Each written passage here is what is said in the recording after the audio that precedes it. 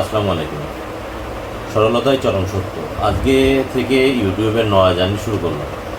তো চেষ্টা করব আপনাদের কবিতা সম্পর্কে একেবারে ফার্স্ট টু লাস্ট ডিটেলস বলতে, যতটুকু আমার লাইফে আমি অর্জন করছি। আপনারা এই ভিডিওগুলো পেতে আমার চ্যানেলটি সাবস্ক্রাইব করে রাখবেন, লাইক শেয়ার কমেন্ট করে পাশে থাকবেন। প্রতিদিন একটা করে ভিডিও পাবেন ইনশাল্লাহ চ্যানেলে, এবং সেই ভিডিওতে আপনার কবুতরের টোটাল শেখানো হবে। এখানে কবুতর, পাখি, গরু টোটাল চিকিৎসা নিয়ে কথা বলবো আমি। তো আপনি কিভাবে রেসিং সেক্টরে জার্নি শুরু করবেন, কিভাবে আপনি গিরিবাজ টোটালি পাখি প্রাণীকে কিভাবে সুস্থ রাখবেন, কী টাইপের পরিচর্যা করলে আপনার পাখি প্রাণী সুস্থ থাকবে, এই টাইপের আলোচনা হবে পার্ট বাই পার্ট।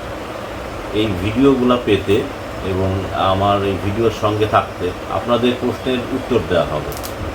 আপনাদের যার যার ফার্মিংয়ে যে প্রবলেম আছে, প্রবলেমগুলো কীভাবে সলভ করবেন আমার ছোট্ট জ্ঞান থেকে আমি সাজেশন দিব। ইনশাল্লাহ আপনারা উপকৃত হবেন।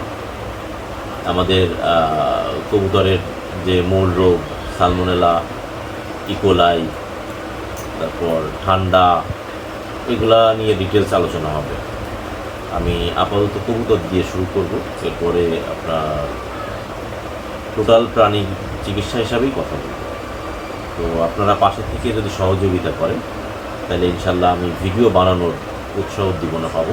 লাইক কমেন্টস করবেন, সঙ্গে আপনাদের মূল্যবান প্রশ্ন, কার বা লফটে কী সমস্যা আছে এই সমস্যাগুলো আমাকে তুলে ধরবেন। ইনশাল্লাহ আমি সলিউশন দেওয়ার চেষ্টা করব। আশা করি আমার এই দীর্ঘ 8 বছরের কবুতর পালার জ্ঞানে যতটুকু পারি অতটুকু বললে আপনাদের কবুতর সুস্থ থাকবে। আমার একসময় কবুতর মারা গেছে, আমি কবুতর পালছি, কবুতরের বিভিন্ন রকম সমস্যা হয়েছে। প্রত্যেকটা সমস্যা আমি প্র্যাকটিক্যালি এবং থিওরিক্যালি যে জ্ঞান আছে জ্ঞান দিয়ে সলিউশন করার চেষ্টা করছি।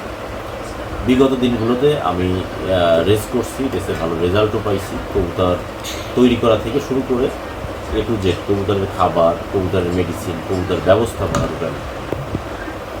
এই টোটাল বিষয়টা জানতে আমার সঙ্গে থাকুন, আমাকে সাপোর্ট করুন। ইনশাল্লাহ আপনারা ডে বাই ডে সব কিছু জানতে পারবেন, এবং সাবস্ক্রাইব করে বেল আইকনটি চাপ দিয়ে রাখবেন যাতে করে প্রত্যেকটা ভিডিওর নোটিফিকেশন আপনাদের ফোনে পৌঁছে যায়।